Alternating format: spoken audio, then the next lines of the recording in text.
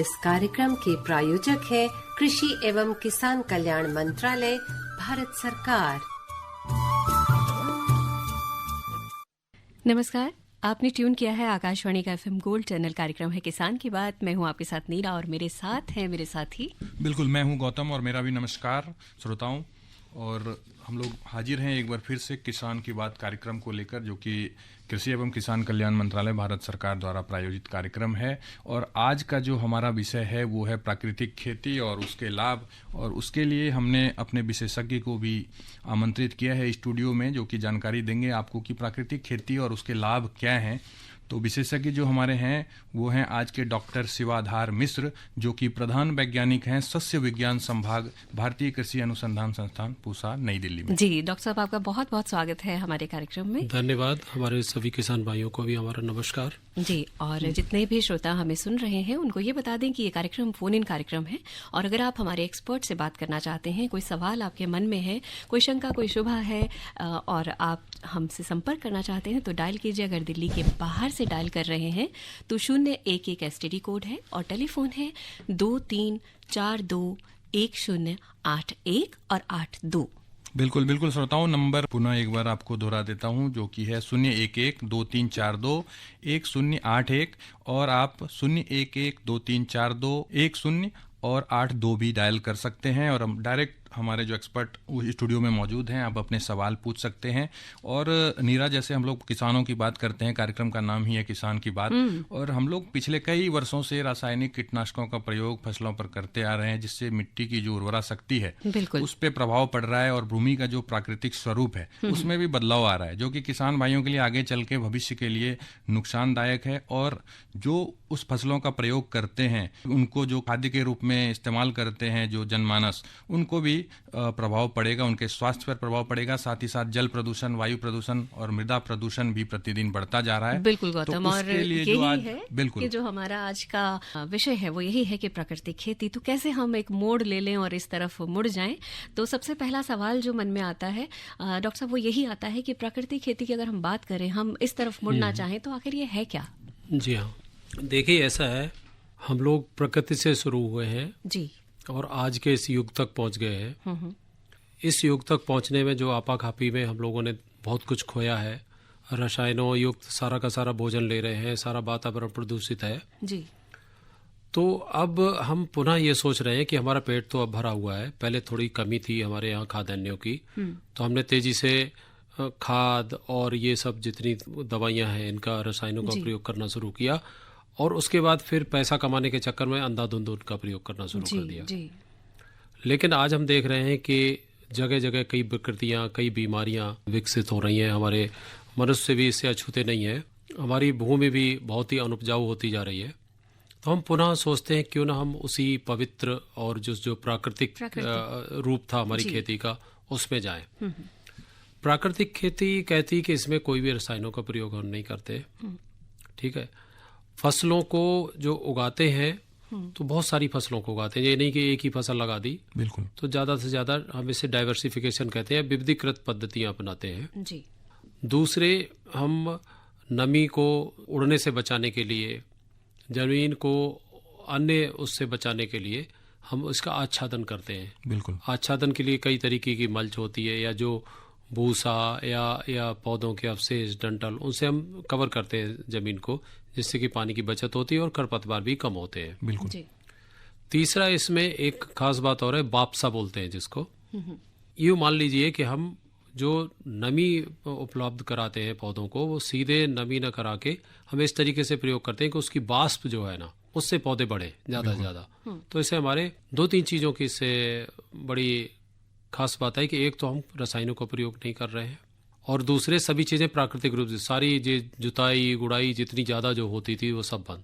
इसमें वो कुछ नहीं करना होता है जी। बिल्कुल बिल्कुल, फसलों को फसल से लगाते रहते हैं, बढ़ाते रहते हैं और अवशेष प्रयोग करते रहते हैं। बिल्कुल बिल्कुल डॉक्टर साहब, आपने जैसे कहा कि रसायनों का प्रयोग नहीं करते हैं, जी हाँ। तो जैसे किसान भाई अगर प्राकृतिक खेती की ओर रुख करें अपना और रसायनों का प्रयोग ना करें, तो उत्पादन पर कितना प्रभाव पड़ेगा या क्या फर्क पड़ सकता है? देखिए, इसके लिए जो हमारे पास रसायनों की जगह, रसायन ज्यादातर हम प्रयोग करते थे, किस लिए? रासायनिक खादों को करते थे, या जो कीड़े मकोड़े बीमारियां होते थे उनके लिए हम रसायन प्रयोग करते हैं। इन दो चीज़ों के लिए मुख्यतः प्रयोग किया जाता है। जी जी। तो इसके लिए जो हमारे जो पोषक तत्व हैं उनकी सप्लाई के लिए हमारे प्राकृतिक खेती में प्राविधान है, और कहते हैं कि गाय के जितने भी उत्पाद हैं जी, बाई प्रोडक्ट हैं, उसमें गोबर हुआ, गौमूत्र हुआ, घी हुआ, दही हुआ, दूध हुआ, तो पंचगव्य भी बनता है। इसी तरीके से जीवामृत भी बनाया जाता है जी। और इस तरीके से घन जीवामृत भी बनाया जाता है। ये सारा गाय के उत्पादों से ही बनता है, और इससे तो क्या होता है, इससे पोषक तत्वों की पूर्ति हो सकती है, क्योंकि ये सब हमारे जमीन में सूक्ष्म जीवों को बढ़ाते हैं, उनकी संख्या बढ़ाते हैं। सूक्ष्म जीवों का काम है कि एक जमीन में उपलब्ध जो पोषक तत्व हैं उनको मुहैया पौधों को कराएं। बिल्कुल। तो एक अच्छा साइकिल, एक चक्र है जो है ना, जी जी। कि हमारे फसल अवशेषों से लेकर जमीन से लेके और इन तक जब हमारे ये सूक्ष्म जीव काम करते हैं तो ये पौधों के लिए भरपूर खुराक पैदा करते हैं। जी। तो उससे दूसरे इसमें हम ऐसी फसलें भी लगाते हैं, दलहनी फसलें भी हैं और सब हैं, तो उनकी हरी खाद का जो महत्व तो सबको पता है कि वायुमंडल से नाइट्रोजन लेके वो पौधे खुद ही उसको दे देते हैं। तो इस तरीके से पौधे खुद में आत्मनिर्भर होते हैं। इस तरीके से फसलें हम लगाएं। और जहाँ तक कीड़े मकोड़े और बीमारियों का सवाल है, जब हम इस पे चल पड़ेंगे तो जिस तरीके से हमें कहते नहीं कि खुद में रेसिस्टेंट डेवलप हो गया, अपने में एक इम्यूनिटी जो हमारे शरीर में हो जाती है कि बीमारी का असर ही नहीं होगा। तो अगर हम इन पद्धतियों से अपनाएं तो बीमारियां खुद ब खुद नहीं आएंगी, कीड़े मकोड़े खुद नहीं लगेंगे। लेकिन उसके अलावा कई तरीके की पत्तियां जैसे धतूरा और ये सब तरीके, इनका भी अर्क निकाल कर और इनको सड़ाकर इनको से भी बहुत सारे हम इस तरीके से वो बनाते हैं। उन घोल को हम प्रयोग करके और कीड़े मकोड़ों से बचाव करते हैं। तो इस प्रकार से कीड़े मकोड़े जहाँ जहाँ रसायनों का प्रयोग है उसका हमारे प्राकृतिक खेती में प्रावधान है, और हम उसको इसके तरीके से उसको कर सकते हैं प्रयोग। जी डॉक्टर साहब, जैसे लाभ की बात कर रहे हैं तो प्राकृतिक खेती का नाम सुनते ही ऐसे लगता है कि लाभ ही लाभ हैं, जैसे आप बता भी रहे हैं। तो मृदा के स्वास्थ्य पर अगर इसका लाभ, इसका प्रभाव की बात करें तो क्या है? जी हाँ, अगर हम मिट्टी को देखें, रासायनिक खादें क्या होती हैं कि 17 पोषक तत्व हमारे पौधे लेते हैं। जी जी। इनमें कुछ मुख्य होते हैं, कुछ गौण होते हैं, कुछ सूक्ष्म होते हैं। मुख्य पोषक तत्वों में ज्यादातर नाइट्रोजन, फास्फोरस, पोटेशियम, ज्यादातर हमारे किसान भाई इन्हीं 3 को प्रयोग करते हैं। आजकल जिंक की कमी होने लगी ज्यादा, तो जिंक को भी प्रयोग करने लगे हैं। जी। तो आप जहां 17 चाहिए और आप हमारी जमीन में सिर्फ 3-4 ही दे रहे हैं रसायनों से, बिल्कुल, तो इससे एक असंतुलन पैदा हो गया है। वो भी जो हम नाइट्रोजन, फास्फोरस, पोटास देते हैं वो भी संतुलित मात्रा में नहीं देते हैं। बिल्कुल। तो नाइट्रोजन तो ज़्यादा दे देते हैं, यूरिया ज़्यादा से ज़्यादा, और पोटास और वो उसकी कमी रह जाती है। तो इस प्रकार से ये जो असंतुलन हो गया है, बिल्कुल, उसकी वजह से जो हम उत्पाद ले रहे हैं उनमें भी उनकी कमी पाई जा रही है, उन पोषक तत्वों की। बिल्कुल। और बाकी जो पोषक तत्व जो हम दे ही नहीं रहे वो जमीन से लगातार निकल रहा है। जमीन क्या है, आपका एक तरीके से सेविंग बैंक अकाउंट है। बिल्कुल। अब आप पैसे डालेंगे उसमें तभी तो आप उसमें से निकाल पाएंगे। आप निकालते ही रहेंगे तो एक दिन तो खर्च होना ही होना है। इसी तरीके से आप हमारी जमीन को समझिए कि वो इस तरीके से है। लेकिन प्राकृतिक खेती से क्या है कि वो उसका रिप्लेनिशमेंट, जो उसका भरपाई होती रहती है, क्योंकि हम उसमें अवशेष भी डाल रहे हैं और बाहर से जो पोषक तत्व बढ़ाने वाले जितनी भी चीजें हैं, गाय से निर्मित उत्पाद वगैरह, वो सारे के सारे उसमें जा रहे हैं। तो वो कमी पूरी हो रही है। तो जमीन का स्वास्थ्य है, उसके लिए कार्बन चाहिए होता है, और कार्बन जितना भी हम आच्छादन करते हैं उसमें कार्बन ही कार्बन होता है। कार्बन को खा के सूक्ष्म जीव बढ़ते हैं और सूक्ष्म जीव फिर अपना काम करते हैं, तो बाकी पोषक तत्वों को बढ़ाते हैं। तो एक बड़ी जो हमारा प्राकृतिक चक्र बना हुआ है ना, उस चक्र के लिए हम भरपूर कार्बन पैदा करते हैं, और उस कार्बन से बाकी सब सूक्ष्म तत्व बढ़कर बहुत सारे पोषक तत्वों को मुहैया कराते हैं और जमीन को एक तरीके से जिंदा बनाते हैं। रसायनों को प्रयोग से जमीन हमारी मृत होती जा रही है दिनों दिन, लाइवली उसमें ना तो एंजाइम है, ना बैक्टीरिया है, ना फंगस है जो लगातार काम करते हैं। इन सबको सबकी कमी हो गई है। बिल्कुल, असंतुलन तो है ही है हमारे जितने भी पोषक तत्व उनका, तो ये सब हम संतुलित उसके देके और कर सकते हैं। बिल्कुल बिल्कुल डॉक्टर साहब, बहुत ही महत्वपूर्ण जानकारी आपने दी कि प्राकृतिक खेती से जो है हमारी जो उर्वरा शक्ति धीरे धीरे कम होती जा रही है वो बरकरार रहेगा। और डॉक्टर साहब, एक सवाल अपने किसान भाइयों की तरफ से, ये पर्यावरण के लिए किस प्रकार से लाभदायक है, क्योंकि हम रसायनों का प्रयोग नहीं कर रहे हैं इसमें, जी तो हाँ। पर्यावरण को क्या क्या लाभ पहुंच सकता है इस? देखिए, रसायनों के प्रयोग से जो पर्यावरण पे विपरीत प्रभाव पड़ा है, अगर हम देखें हमारी भू, जल और हवा जी तीनों ही प्रदूषित है। बिल्कुल। जैसे हम खाद का प्रयोग करते हैं, रासायनिक खादों का, जी, तो पौधे मुश्किल से 30 से 40% तक ले पाते हैं। बाकी या तो जमीन में चला जाता है, या बह के नदियों में चला जाता है जी, या आसमान में उड़ के हवा में चला जाता है। तो ये सारे के सारे तीनों को प्रदूषित करते हैं, उससे कई कई बीमारियां पैदा हो रही हैं। और जो रसायन जो कीड़े मकोड़ों के लिए करते हैं प्रयोग, तो आपको पता ही है, बाजार में आप जो है जहर खा रहे हैं बिल्कुल ही। तो बहुत से किसान भाई उनको सही तरीके से धोते नहीं है, या जब फलों की तुड़ाई या सब्जियों की तुड़ाई होती है उस समय कुछ समय होता है कि 7 दिन पहले नहीं डालना है, कि 10 दिन पहले नहीं डालना है, लेकिन हो सकता है वो ताजा कल की पड़ी हुई दवाई और आज आपने बाजार में भेज दी सामान, बिल्कुल, तो वो सारा का सारा रेजिड्यू जो रह जाता है उसका, पेस्टिसाइड का या रसायनों का, वो सारा का सारा हमारे फूड चेन में जाता है। तो एक तो ये भी प्रदूषण है। इसी तरीके से जानवर भी जो चारा खाते हैं उसमें भी प्रदूषण है इस केमिकल का, तो वो भी हो रहा है। तो कितने कैंसर बढ़ रहे हैं, कितनी वो सब हो रही हैं, तो ये सब आप देख ही रहे हैं, ये उसी का प्रभाव है। बिल्कुल बिल्कुल डॉक्टर साहब। अरे अरे अरे क्या कर रहा है? इधर इधर इधर हम बोल रहे हैं तेरे बीजू का। उतला बोल रहा है? हाँ, पक्षियों से तो हम खेत को बचा लेते हैं, पर इन घातक रसायनों से कैसे बचाएं? मतलब? देख बेटा, तू जो ये अंधाधुंध रसायन मिलाता है ना, मिट्टी की सेहत बिगड़ने लगी है। और जब माटी ही कमजोर पड़ जाएगी तो उपज कैसे सेहतमंद होगी? अरे पहले ऐसा नहीं था। पूछना अपने बड़े बुजुर्गों से, कैसे फसल लहलहाती थी, शुद्धता झलकती थी। हाँ, माटी भी तंदुरुस्त और लोग भी। अरे अब पहली वाली बात कहाँ? पर अब तो सब यही डाले हैं। सब नहीं, आज भी लाखों जागरूक किसान परंपरागत विधि से फसल उगा रहे हैं। खर्चा कम और उपज की कीमत भी बेहतर पा रहे हैं। सच है? रे बेटे, एक्सपीरियंस से बता रहे हैं, धूप में बाल सफेद नहीं किए हैं। हाँ। ठीक है भाई, मैं भी आज से जैविक खेती शुरू करूंगा। माटी से प्रेम की परंपरा है, परंपरागत खेती। किसान भाइयों, आपका एक बार फिर से स्वागत है कार्यक्रम में। और एक संदेश मैं अपने किसान भाइयों को सुनाना चाहता हूं, नीरा, जो कि केंद्रीय आलू अनुसंधान संस्थान से आया हुआ है। और ये संदेश ये है कि इन दिनों जो खेतों में नमी जो है उसको बनाए रखने के लिए जो किसान भाई हैं, जैसे ठंड का समय है तो उनको ये लग रहा होगा कि सिंचाई की जरूरत नहीं है, तो उसमें आप अपना उस बीच बीच में अपने खेतों की जो है निगरानी करते रहें। और जो सिंचाई है उसको कम अंतराल पर जरूर करें, मतलब थोड़े दिनों पे करें, लेकिन करें जरूर, क्योंकि नमी जो है आलू में बनी रहनी चाहिए। और कुछ क्षेत्रों में जैसे नीरा आलू की जो शीर्ष पत्तियां जो होती हैं उसमें हल्का पीलापन हो रहा है, जो कि मौसम साफ होने और सूर्य की किरण जब उस पर अच्छी धूप जब पड़ेगी तो वह स्वतः ठीक हो जाएगा। इसलिए किसान भाइयों को घबराने की जरूरत नहीं है। और अंतिम सिंचाई खुदाई जो है 10 दिन पहले रोक दें आप। और भंडारण के लिए जैसे किसान भाई पत्ते काटने के 10-15 दिन के पश्चात जो आलू की त्वचा है वो अच्छी तरह से पकने पर ही खुदाई करें जी। और जिन किसान भाइयों ने आलू की फसल में अभी तक फफूंदनाशक दवा का परनीय छिड़काव नहीं किया है, जिनकी आलू की फसल में अभी पिछेता, झुलसा या बीमारी प्रकट नहीं हुई है, उन सभी किसान भाइयों को यह सलाह दी जाती है कि मैनकोजेब, प्रोपिनेब, क्लोरोथेलोनिल युक्त फफूंदनाशक जो दवा है वो आप सभी किस्मों पर 0.2% से 0.25% की दर से, अर्थात 2.5 किलोग्राम दवा 1000 लीटर पानी में घोलकर प्रति हेक्टेयर छिड़काव तुरंत कर दें, जिससे कि उनको ये बीमारी उनके आलू में नहीं आएगी। बहुत बढ़िया। और जब तुम ये सब जानकारी दे रहे थे गौतम, तो एक चीज़ आती है मन में कि जो हमारा एक बड़ा प्यारा सा सेगमेंट है इस कार्यक्रम का, मेरी कहानी मेरी जुबानी।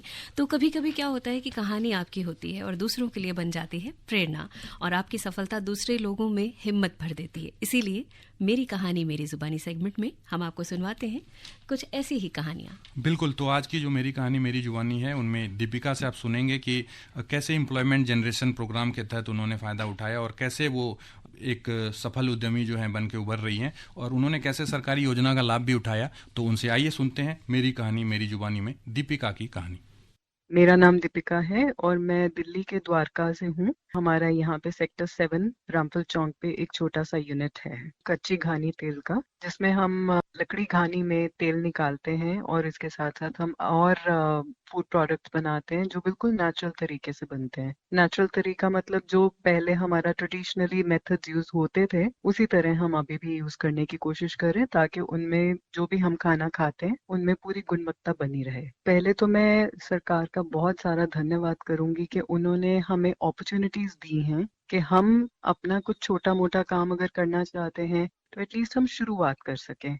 और उसके लिए हमें ट्रेनिंग भी दी जाती है। कई जगहों पे हमें बहुत अच्छी ट्रेनिंग मिलती है, उसका हम लाभ ले सकते हैं। एंड सेकेंडली, हम आगे और लोगों को भी एम्प्लॉयमेंट दे सकते हैं ताकि वो लोग भी अपना घर परिवार चला सकें। सो मैंने एक ऐसी ही स्कीम ली थी जिसको हम PMEGP स्कीम बोलते हैं, और इसका फुल फॉर्म है Prime Minister's Employment Generation Programme. तो इस स्कीम के अंतर्गत मैंने 10 लाख का लोन लिया था। इसमें हमें सब्सिडी भी मिल जाती है, और ये रूरल और अर्बन कैटेगरीज के अंडर दोनों जगह हमें सब्सिडी का डिफरेंस मिलता है। जैसे 25% जो है वो अर्बन सेक्टर में मिलता है, 35% जो है वो रूरल सेक्टर में मिलता है। तो इस तरह हमें स्पेशली लेडीज को, माइनॉरिटीज को, SC, ST, OBCs को, फिजिकली हैंडीकैप जो लोग हैं, जिन लोग को लगता है कि हमें बैकअप नहीं मिल सकता है, वो लोग ऐसे काफी स्कीम्स हैं जिनका वो लाभ उठा सकते हैं। सबसे पहले तो ये बोलूंगी कि जो सबसे ज्यादा डिफरेंस मुझे फील हुआ वो मेरे कॉन्फिडेंस में हुआ।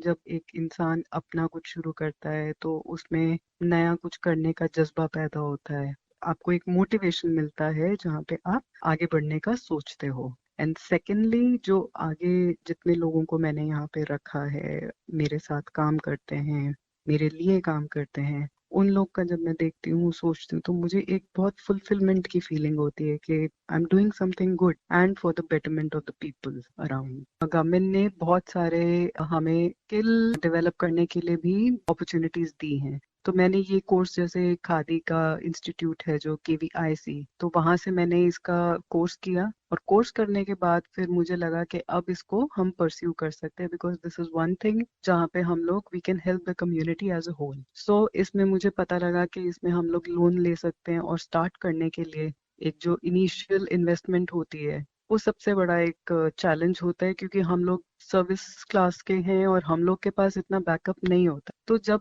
हमें ये दिखता है कि हम इनिशियली जो हमें इन्वेस्टमेंट करना है उसके लिए हमें हेल्प मिल सकता है, हम कह सकते हैं कि हमें बहुत ज्यादा एक सहारा मिलता है इस चीज का, कि सब्सिडी मिल जाती है इवेंचुअली। सो ये जैसे मैंने 10 लाख का लिया था, तो उसमें कह लो 25% तक हमें सब्सिडी मिल जाती है। तो मैं केंद्र सरकार को धन्यवाद करना चाहूंगी, क्योंकि अगर उन्होंने ऐसी स्कीम्स नहीं लॉन्च करी होती तो मुझे लगता है कि ये बहुत मुश्किल हो जाता। हर जोखिम से निकल कर फसल आए, सुरक्षित हो जाए,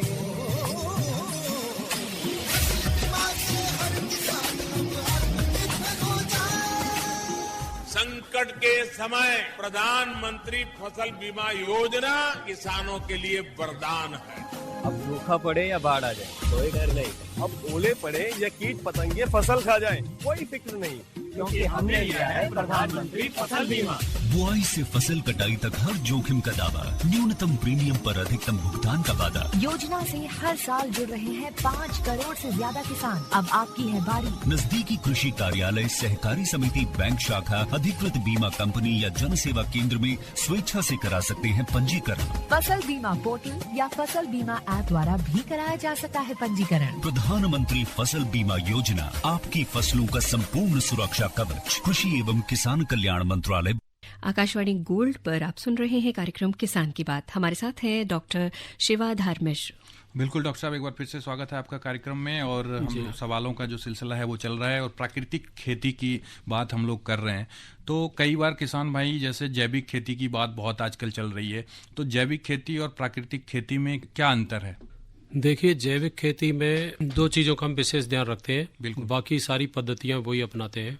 एक तो खाद जी, जैविक खेती में हमेशा रासायनिक खादों को रोकते हैं जी, और वर्मी कंपोस्ट से लेकर कोई भी कंपोस्ट हम प्रयोग कर सकते हैं।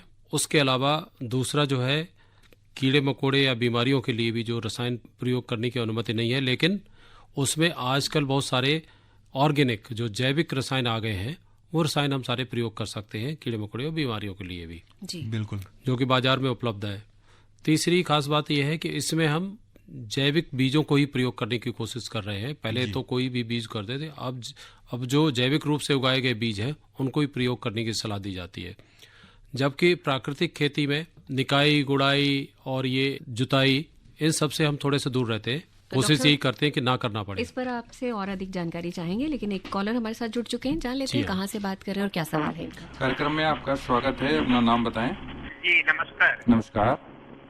मैं लखनऊ से राजा बात कर रहा हूँ। राजा जी बताइए, अपना सवाल पूछ सकते हैं हाँ, आप। जैसा कि आज बड़ा अच्छा विषय रखा गया है, तो जैसे हम लोग खास करके जो खेती करते हैं तो उसमें दवाइयाँ और इस तरह से ज्यादा इस्तेमाल करते हैं, उससे हमको ज्यादा नकल भी लगती है। लेकिन जो आज का टॉपिक रखा है, इससे मैं जानना चाहूँगा डॉक्टर साहब से कि हम लोग कैसे अपने खेतों में अच्छी पैदावारी के लिए इसका उपयोग कर सकते हैं। जी राजा जी, देखिए, दवाइयाँ इसलिए जरूरी हो गई थी कि हम जब भी प्रजातियां ले रहे हैं और रासायनिक विधि से या आधुनिक विधि से जो भी खेती कर रहे हैं, तो जितनी हाई यील्डिंग वैरायटी, ज़्यादा पैदावार वाली वैरायटी लेंगे, उतनी ही उसे ज़्यादा खाद की ज़रूरत है, ज़्यादा पानी की ज़रूरत है। तो ऐसा होता है कि वो ज़्यादा ऐसे हो जाते हैं, मुलायम या कोमल हो जाते हैं पौधे, जिनमें कि बीमारी और कीड़े मकोड़े बहुत जल्दी अटैक करते हैं। लेकिन जब हम प्राकृतिक रूप से पौधों को उगाते हैं तो वो पहले से ही इतने सख्त और हार्डी होते हैं ना कि वो बर्दाश्त करने के काबिल होते हैं। एक तो ये है कि अपने आप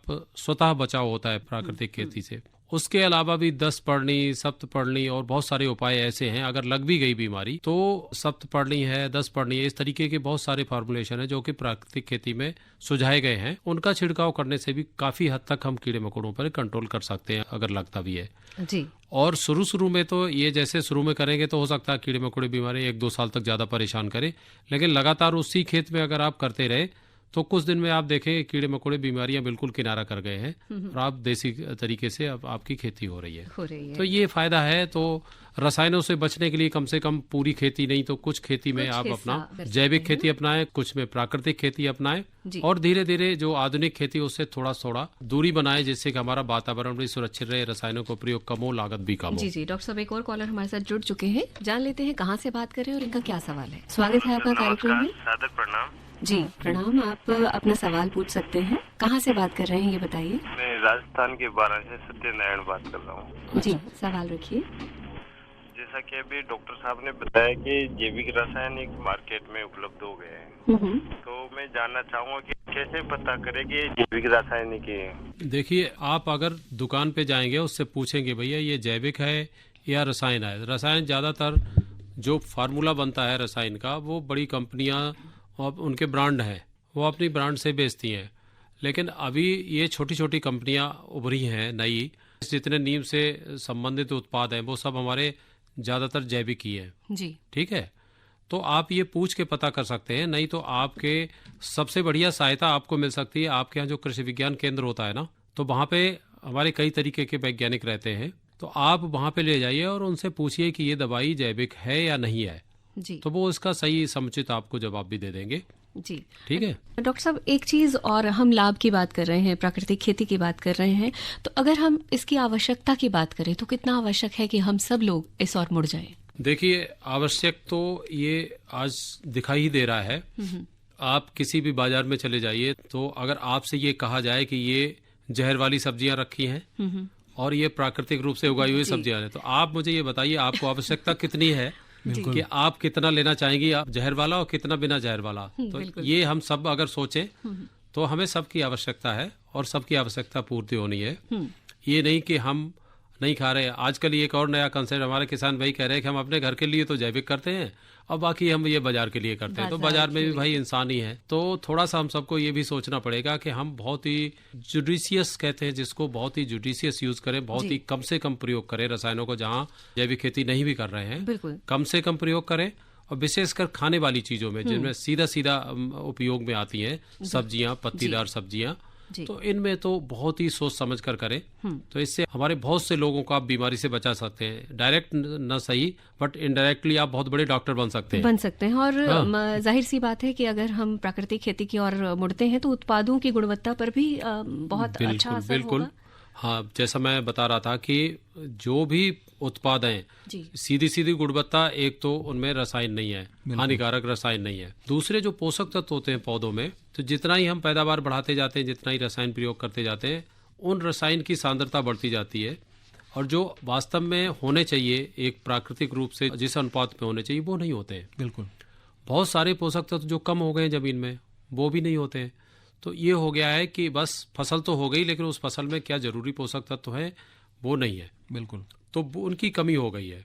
तो उनकी कमी होने से हमारे मानव स्वास्थ्य पे भी उसी तरीके का असर पड़ रहा है। बिल्कुल बिल्कुल डॉक्टर। तो ये गुणवत्ता की बात है कि उसमें पोषक तत्व और जितना भी होने चाहिए वो नहीं होते हैं, एंजाइम, पोषक तत्व, और उसकी गुणवत्ता कम हो जाती है। लेकिन जैविक और इससे प्राकृतिक खेती से इनको गुणवत्ता को कई स्तर को हम बनाए रख सकते हैं। प्रधानमंत्री किसान मान धन योजना। मिलेगा पेंशन का सहारा, कृषक ना होगा बेसहारा, जुड़ेगा खुशियों से नाता, कटेगा सुख से बुढ़ापा, सुरक्षित होगा अन्नदाता, सुरक्षित होगा अन्नदाता। प्रधानमंत्री किसान मान धन योजना से लघु सीमांत किसानों का भविष्य होगा सुरक्षित और 60 वर्ष की आयु से 3,000 रूपए मासिक पेंशन होगी सुनिश्चित। 55 रूपए से 200 रूपए की मासिक किश्त देकर प्रवेश कर सकते हैं। 18 से 40 वर्ष तक के किसान इस अंशदायक योजना में सरकार देगी बराबर का योगदान। सभी किसान भाई बहन इस योजना के लाभ के लिए जन सेवा केंद्र में जाएं और अपना निशुल्क नामांकन कराएं। प्रधानमंत्री किसान मान धन योजना, अन्नदाता के परिश्रम को संबल,